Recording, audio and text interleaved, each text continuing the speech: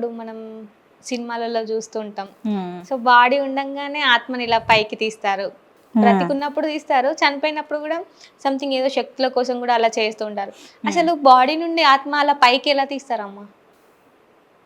Body నుంచి ఆత్మ అంటే మన బాడీ వచ్చి 3 ఫార్మేషన్స్లో ఉంటుంది. Human body, astral body, soul. Astral body అంటే మన మనసు బుద్ధి, అంటే ఎనర్జీ బాడీ అనుకోండి. ఇలాగా మన చనిపోయినప్పుడు మన బాడీలో నుంచి ఆత్మ అనేది బయటికి తీసుకెళ్ళాలంటే వెహికల్ ఉండాలి. ఆ వెహికల్ ఏంటి? అదే ఎనర్జీ బాడీ. మనం చనిపోయిన తర్వాత ఉన్నత స్థితుల్లోకి వెళ్ళాలన్నా, అధోగతి, ఏ పందిగానో ఏ కుక్కగానో పుట్టాలన్నా కూడా యాస్ట్రల్ బాడీ అన్నమాట.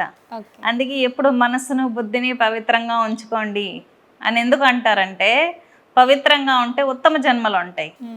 మన కుళ్ళు కుతంత్రాలు ఉన్నాయనుకోండి, చనిపోయే టైంలో ఏ పంది కడుపులోనో కుక్క కడుపులోనో పుడతారనమాట.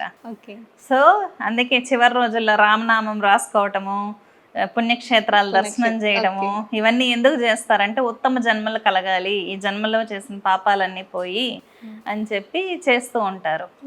ఈ యాస్ట్రల్ బాడీ మీదే ప్రయోగాలన్నీ చేస్తారు. తిప్పి కొట్టాలన్నా, యాస్ట్రల్ అటాక్స్ చేయాలన్నా, తాంత్రిక్ అటాక్స్ చేయాలన్నా, మీరు ఇప్పుడు చెప్పారే ఎలా లేపుతారు బాడీని, ఎలాగా, ఇదేంటంటే అఘోరిస్ చేస్తారు ఎక్కువ. అఘోరాలకు ఆ పవర్ ఉంటుందన్నమాట. దీన్ని శవ సాధన అంటారు. శవ సాధన అంటే ఏంటో కాదు, జస్ట్ వాళ్ళ ఆరాని అబ్జర్వ్ చేసుకోవడం అంతే, అంతకుమించి ఏం లేదు. మనకు ఆల్రెడీ హ్యూమన్ బాడీలో ఆరా ఉంటుంది. మనిషి చనిపోయిన కొద్ది క్షణాల వరకు అతనికి కూడా ఆరా ఉంటుంది కదా. చనిపోతే ఆరా కట్ అయిపోతే శిథిలం అయిపోతుంది. ఒక మనిషి చనిపోయిన కొద్ది క్షణాల వరకు అతని ఆరాని అబ్జర్వ్ చేసుకోవడానికి ఈ అఘోరీస్ శవ సాధన అనేది చేస్తారు. అంటే నువ్వు ఒక పక్క బ్యాంక్లో నుంచి డబ్బులు తెచ్చుకోవడం లాంటిది. నీ దగ్గర 100 రూపాయలు ఉంది, ఇంకొక బ్యాంక్ కొలాప్స్ అయిపోతుంది అనుకుందాం, ఆ బ్యాంక్లో నువ్వు డబ్బులు తెచ్చుకోవడమే అంతే. ఆరా అబ్జర్వ్ చేసుకుంటారు, అంటే డబుల్ అవుతుంది అన్నమాట నీ ఆరా.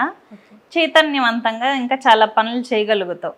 దీనికోసం చేసేదే శవ సాధన అంటారు. అఘోరీస్ చేస్తారు. అఘోరీలకి శ్మశానం అనేది ఒక సైంటిఫిక్ ల్యాబ్ లాంటిది. తంత్రం అంటే మన సైన్స్ ల్యాబ్లో ఎలాగైతే కొత్త కొత్తవి కనిపెడుతూ ఉంటామో, తంత్రం కూడా ఒక సైన్స్ ల్యాబ్ అనుకోండి.